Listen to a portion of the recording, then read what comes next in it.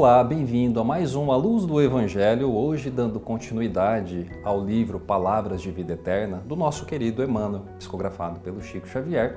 Falaremos hoje o capítulo 25, De certo ouvirás, que temos uma citação ali de Marcos no capítulo 15, versículo 30, salva-te a ti mesmo e desce da cruz. Um convite para que a desistência levasse Jesus, diante de tanta chacota, a abandonar ali a sua missão. Quantas vezes nós, traz-nos Emmanuel, somos convidados à desistência, nós que queremos fazer o bem, que nos colocamos a auxiliar o próximo. Quantas e quantas pessoas vão nos convidar à desistência dessa missão? E ele traz algumas frases como, se você tem mediunidade, por que você está passando por dificuldades? Ou se você tem fé, por que as coisas não acontecem para você? Palavras como essas que nós ouvimos no dia a dia e que sempre estão nos convidando à desistência. E para falar um pouquinho sobre esse assunto, eu vou convidar o meu amigo Dr. Aguinaldo para falar um pouquinho sobre essas palavras. Emmanuel, como sempre, muito didático, muito feliz nas suas assertivas, ele vai aproveitar essa passagem de Marcos, quando Jesus, já no final da sua vida, exposto àquele ridículo, ainda não faltava quem ironizasse, quem fizesse alguma referência menos elogiosa e até chacota, quando diziam, por que você curou tantas pessoas e não se cura? Se você salvou tantas pessoas, se salve. O próprio o ladrão, o mau ladrão, o Gestas, que estava ao lado, disse, olha, você está aí, você não é o bom, por que você não resolve o seu problema? Nós não conseguimos, mas você poderia fazer isso. E Jesus, logicamente, entendendo a limitação de todo aquele pessoal, sabia que estava como desígnio, como desiderato, a sua morte. Ele previu isso, o que fez com que o cristianismo tivesse uma força muito grande. Porque se Jesus chegasse a desencarnar com 100 anos, uma morte natural, com certeza a sua missão não teria sido cumprida. Porque alguém iria dizer, não, mas ele não provou tudo. E Jesus chegou ao extremo, por um ideal, por uma proposta de amor, dar a sua própria vida. Então, quando a gente tem um ideal, a gente precisa lutar por ele. E exatamente por conta disso, nós vamos encontrar disposição em contrário. Quanto maior o ideal, mais disposição em contrário. E a gente encontra isso na nossa rede de convivência. Quando a gente fala que faz um trabalho desse, principalmente dentro da família, eles vão fazer chacota, como fizeram com Jesus. Por que você não leva a sua cama para dentro da casa religiosa? Por que você não se cansa de tanto ir lá? Mas, de qualquer forma, é que as pessoas não olharam com os olhos apropriados. Porque quando a gente passa pela vida, nós temos 3 olhos.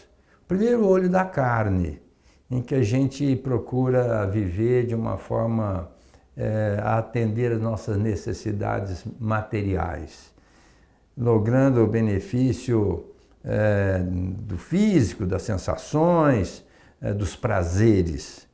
Mas a gente vai ficando mais idoso, vai se envelhecendo e de uma certa forma também vai amadurecendo, a gente começa a ver com os olhos da razão. Quando a gente começa a perguntar, o que é que eu estou fazendo aqui? O que significa o verdadeiro sentido da vida? Porque a nossa maturidade cronológica é aos 18, a nossa maturidade psicológica é aos 21, mas a nossa maturidade espiritual vai acontecer em torno de 30 a 40 anos. Então é exatamente nesse momento que a gente vai olhar a vida com os olhos da razão. A gente começa a perguntar, o que é que eu estou fazendo aqui? Que significa a vida no plano físico, para chegar no final, nós olharmos a vida com os olhos da alma. É quando a gente vai perceber que somos espíritos imortais, que vão voltar para o plano espiritual E o legado que nós vamos deixar é o bem que nós, ou bem ou mal, que nós fizemos. E como a gente opta inicialmente pela razão, quando há o despertamento, e depois pelos olhos do Espírito, a gente vai procurar fazer o bem. Porque do outro lado, o diálogo é o bem feito, é a caridade, é aquilo que nós fizemos de bem ao próximo. Então a gente começa a despertar para essa realidade. E é exatamente nesse momento que a gente vai ouvir o que o Emmanuel colocou, de certo ouvirás. Essa crítica, esse questionamento infeliz que fizeram para Jesus e também farão para nós. Só que a diferença está na nossa decisão. Jesus decidiu ir para a crucificação. E nós? Vamos continuar a decidir pelo bem ou nós vamos capitular? E é algo muito interessante que isso nos faz entender a moral estranha, né, do Evangelho, que é preciso às vezes abandonar pai, mãe, esposo, esposa, que é justamente esse momento onde eu preciso buscar essa minha missão e quando as pessoas nos criticarem a gente tem que ter a perseverança ali para continuar. Mas isso nos faz lembrar um filme acho que de 2016, que chama Até o Último Homem. É um filme extraordinário que conta a história de um rapaz, o Desmond, que ele tinha desde sempre a vontade de ser médico. E o pai dele tinha participado da Primeira Guerra Mundial e ele já perturbado, né, sempre falava para o filho que não queria que ele participasse de nenhuma guerra, mas veio a Segunda Guerra Mundial e ele se viu na possibilidade de se tornar médico. E ele ingressa, né, no exército, começa ali a participar. Demonstra um físico até interessante, assim, bem à frente às vezes de alguns, mas ele, por ser muito religioso, adventista, não trabalhava aos sábados e ele não pegava em arma. E isso virou uma chacota para as pessoas. Como assim você no exército não pega em armas? E ele, não, eu estou aqui para salvar a vida, não estou para tirar a vida, eu não vou pegar em armas. E ele, por não treinar nos sábados e não pegar em arma, as pessoas começaram a ficar revoltadas com eles, os próprios companheiros, a ponto dele apanhar, dele ser espancado. Fizeram de tudo para que ele fosse retirado, para que ele saísse. E ele tinha uma esposa que num dia de folga, ele já tinha marcado o casamento. E quando chegou no dia de folga, prenderam ele, né, como alguém que estivesse cometendo um crime por não respeitar os seus superiores. Ele ficou preso, perdeu o casamento, a ponto de ficar, às vezes, ali 30 anos preso por conta disso. E a esposa veio, o pai veio, todo mundo veio conversar com ele e falou assim, você tem que desistir. Ele falou, não vou desistir, eu vou ser preso e eu não quero saber, porque essa é a minha missão. E ele vai para um julgamento, e aí por uma lei que existe nos Estados Unidos por conta da religião, ele é permitido a ir para essa guerra. E ele vai junto com a sua equipe, sem pegar em arma, como médico, vai para a guerra de Okinawa, logo depois ali de Pearl Harbor, e tinha uma parede muito grande, muito alta, né, que eles precisavam subir para atacar. E no primeiro dia eles fizeram um ataque, né, devastaram ali uma parte muito grande, eles ficaram em cima ali daquela plataforma de Okinawa, só que à noite os lutadores de Okinawa, que ali era principalmente a ilha, né, dos japoneses que tinham as artes marciais, começaram a contra-atacar e muitos soldados morreram. E todo mundo fugiu de volta, desceram o paredão e ele ficou lá em cima, preso, escondido. E quando ele viu que a noite baixou, ele pensou, vou descer. Só que quando ele foi descer, ele ouviu um homem pedindo socorro, pedindo apoio. E ele foi lá, pegou essa pessoa, carregando, chegou até a beira do precipício ali, enrolou ele numa corda e desceu ele numa corda. Quando ele desceu esse homem, ele ouviu outro. E ele foi e pegou mais um, foi e pegou mais outro. Foi, pegou mais outro, e a noite passando, e ele exausto, e cada um que ele salvava, ele fazia uma prece. Pai, me ajuda a salvar só mais um. Quando chega de manhã, que os soldados ali embaixo, os comandantes olham, muita gente que tinham sido consideradas mortas estavam ali salvas. E o comandante falou, mas de onde esse pessoal apareceu? E falaram, foi o Desmond. E ele salvou 75 pessoas. Conseguiu descer, depois voltou e sem usar arma ele chutava as granadas, machucou a perna e, para resumir a história, ele foi condecorado com a maior honraria pelo presidente dos Estados Unidos. sem pegar em uma arma. Isso é propósito. Ir contra todos. Foi contra o pai, foi contra a esposa, foi contra todo mundo, foi contra os amigos. E isso não fez ele tirar o pé daquilo que ele acreditava. Então imagina o tamanho da fé que uma pessoa dessa não tem. E quantas vezes nós, com a capacidade mediúnica ou estando ali num trabalho, a gente acha que o trabalho é algo para a gente se vangloriar, se achar muito importante. E muitas vezes não, nós somos simplesmente ferramentas da espiritualidade. A gente às vezes aprende muito, estuda muito, como uma pessoa que estuda 30 anos de piano. E aí alguém chega para falar assim, toca aquela musiquinha simplesinha. E a pessoa fala, mas estudei 30 anos, eu poderia estar fazendo músicas mais elevadas, vou ter que ficar fazendo essas coisinhas simples, essas músicas bobas. Muitas vezes a gente quer só orgulho, vaidade, colocar que eu sei, que eu sou isso, que eu sou aquilo. Não vou me dispor a fazer o básico, que é cuidar daquele mais necessitado. Eu só dou passe se for numa sala fechada, bonita. Não, eu dou passe até dando no banheiro se precisar. Então é esse pensamento que muitas vezes nos falta, esse propósito. Às vezes quando a crítica vem em cima da doutrina espírita, você espírita, e você lida com os espíritos, eles não resolvem os seus problemas? Olha, bem da verdade, nós, antes de nascermos, conforme a pergunta 258 do Livro dos Espíritos, nós fazemos um programa daquilo que nós precisamos passar. E via de regra, na nossa condição espiritual, que somos espíritos imperfeitos, nós estamos em estado de expiação e de provas. Não somos ainda missionários. E nesse estado de expiação e provas, significa que somos imperfeitos, precisamos provar que nós estamos melhorando. E quando se questiona da fé, exatamente essa fé que vai nos levar ao entendimento de que nós estamos, às vezes, lutando momentaneamente por uma felicidade efêmera e passageira, e deixamos de lutar por uma felicidade que é definitiva, que é a evolução do espírito. Então, passar pela vida, como diz o Emmanuel, não tendo frustração, não tendo situações adversas, nós nos colocamos como desertores. Porque, a bem da verdade, a vida exige muita luta, muito sofrimento, às vezes dor, que a gente vai entender que é para a sublimação do espírito. Quando a gente procura só coisa fácil, via de regra está gerando mais problema do que solução.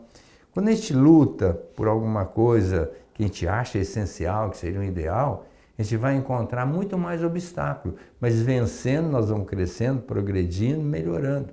Jesus deixou bem claro, se não sois fiéis nas pequenas causas, que dirá nas grandes?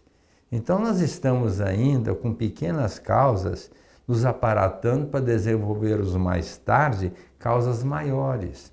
E essas causas menores que nós podemos fazer, exatamente de olhar para o outro com bondade, procurar ajudar o outro na medida que ele precisa, perdoar a ignorância da criatura, relevar alguma atitude infeliz em relação à nossa pessoa, procurar atender aquele que ainda não está em nível do patamar do nosso entendimento de valorização da vida em nível espiritual e pela sua ignorância se permite a valorização da matéria. Então nós podemos também esclarecer essa pessoa, ajudar. Quando às vezes dentro do contexto familiar, a família não é só o pai, a mãe e os filhos, não. É uma árvore genealógica muito grande, muito, vamos dizer assim, que veio de longa data e vai dar continuidade. Então nosso compromisso é com todos os partícipes. E aí nós precisamos praticamente trabalhar em cima do bem. E exatamente por conta disso que vai vir a crítica. Porque se nós fizermos alguma coisa de boa, quase sempre coisas boas que merecem o aplauso, no público geral não tem nenhum interesse aquilo que nós estamos fazendo de bom e de bem.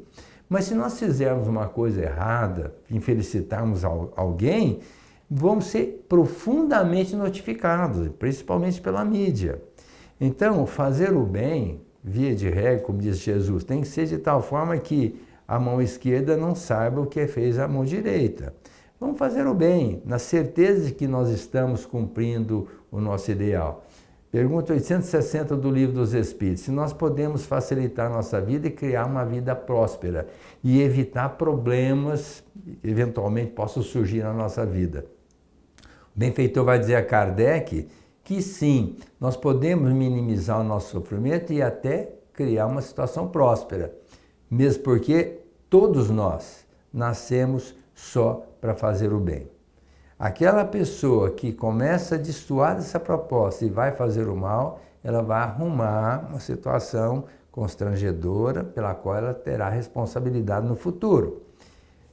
O nosso Mestre Jesus, como mestre, guia da humanidade, ele deu um recado para nós. Fazer ao outro o que nós gostaríamos que o outro nos fizesse. Nós gostaríamos de ser criticados? Não, não vamos criticar o outro.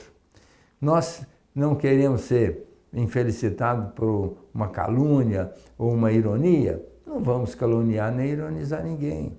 De tal forma que a proposta do Cristo é uma proposta de fraternidade. E quando nós falamos em fraternidade, nós precisamos reconciliar com a pessoa, que é o perdão, nós precisamos agir com piedade, nós precisamos no final criar a simpatia, porque afinal de contas a proposta do Cristo é essa, reconciliar com o adversário enquanto estás a caminho com ele. De outra forma, sereis entregue ao juiz, oficial de justiça, e pagareis até o último ceitil. Então não vamos dar bola para quem está nos criticando, nos questionando. Vamos manter a proposta com Jesus. Estudar o Evangelho, conhecer a proposta dele e tentar ao máximo segui-la, porque é a condição única sine qua non para a nossa libertação espiritual. E seguir com fé, né, doutor? Porque muitas vezes nos falta essa chama que vai fazer com que a gente dê continuidade. Quantas e quantas vezes nós já iniciamos algo? A gente sempre fala, né? Segunda-feira eu vou iniciar ali uma dieta. A gente nunca ouve segunda-feira eu vou acabar a dieta, né? Porque a gente está sempre começando e nunca dando continuidade. E a gente precisa aproveitar os exemplos que existem de fé, mesmo em ações muito simples, que dão realmente ânimo para que a gente continue. Eu lembro de uma história do Chico Xavier. O Chico Xavier tinha uma senhorinha que sempre conversava com ele e chamava o Chico para almoçar na casa dela.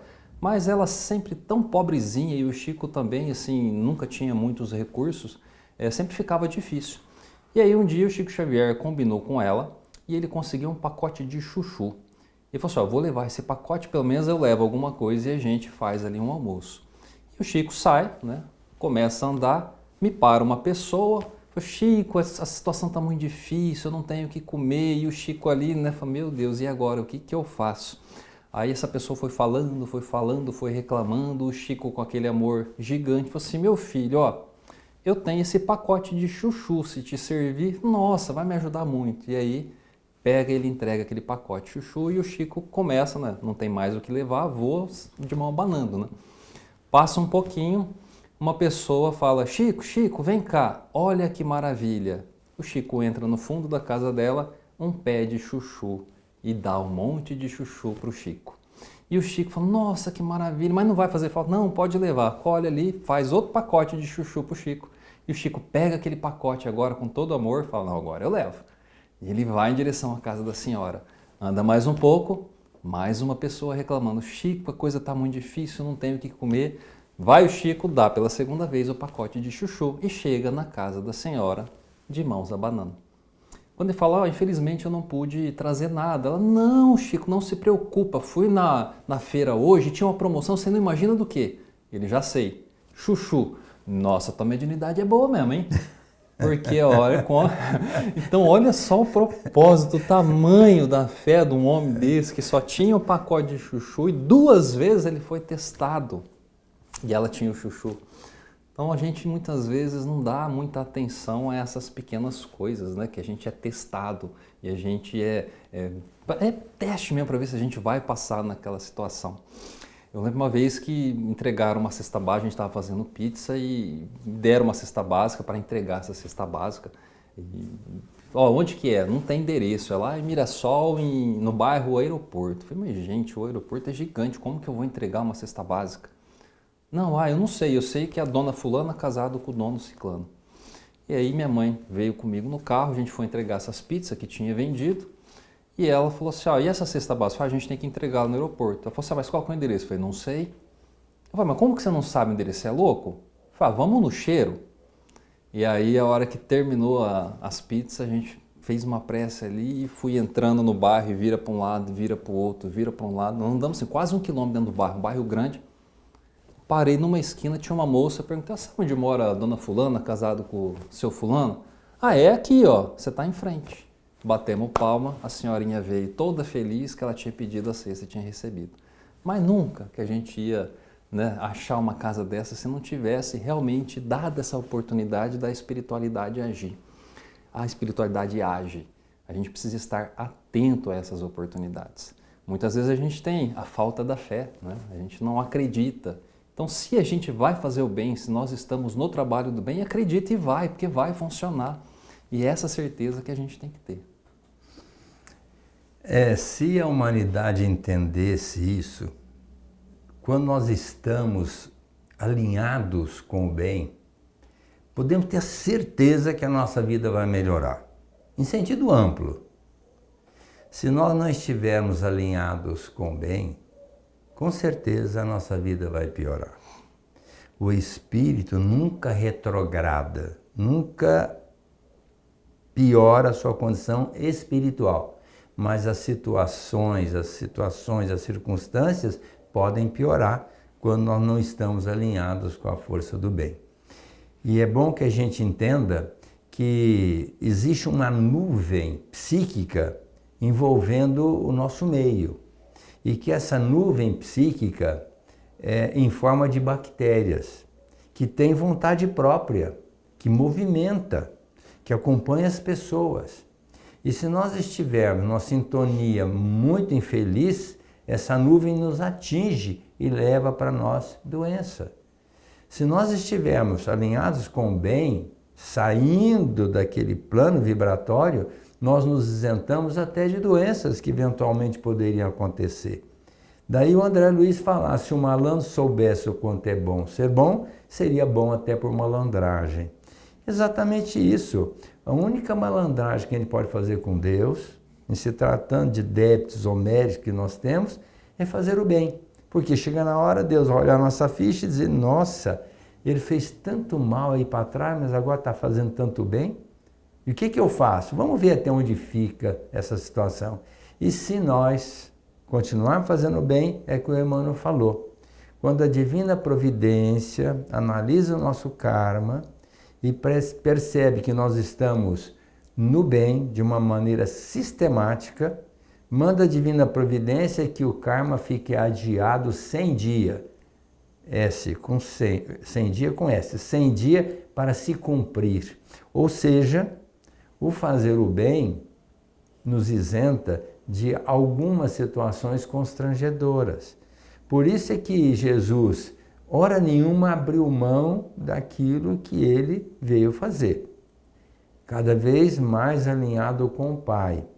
Chegou até no extremo de pedir para afastar o cálice, mas no final diz, faça a sua vontade, não a minha. Então, quando a gente atinge um patamar de entendimento de que o bem é a tônica da vida, nós não vamos mais abrir mão disso. Pode criticar, pode falar, pode dizer o que quiser, mas nós vamos fazer prevalecer o bem na nossa vida. E que a gente apanhe, que a gente leve burdoada, não tem problema nenhum. Até porque se a gente não levar, porque tem alguma coisa errada. Então, se a gente, há muito tempo, ninguém nos chama de louco, é porque alguma coisa está errada. Eu sempre falo, né? Todo mundo me chama de louco pelas coisas que eu gosto de fazer, mas o pessoal, estão te chamando de louco. Preocupado eu vou ficar se não me chamarem de louco, né? Alguma coisa está estranha. Então, que nós possamos, sim, fazer aquilo que nós temos como ideia, como intuição. Porque não só essas fumaças energéticas, né, essas energias, essas formas de pensamento nos envolvem, como também existe um fenômeno que é a ressonância. A ressonância, ela potencializa. Então, quando você vai fazer o bem, estando na mesma sintonia, faz com que outros que querem fazer o bem se aproximem e isso potencializa. É que nem a pessoa que tem ali uma dor, uma doença, a doença dela é uma. Ela pode sofrer menos ou ela pode sofrer mais. Não necessariamente aquela quantidade exata. Vai depender muito do que ela se propõe, do que ela acredita e do que ela pensa. Então, que fique aqui o convite para que a gente possa sim trabalhar no bem, aceitando as pancadas, e quanto mais pancadas vierem, mais certeza nós teremos que nós estamos no caminho correto. Te agradecemos a esse momento, né, por nos acompanhar até agora e te convidamos para que esteja na próxima semana com o próximo capítulo do livro.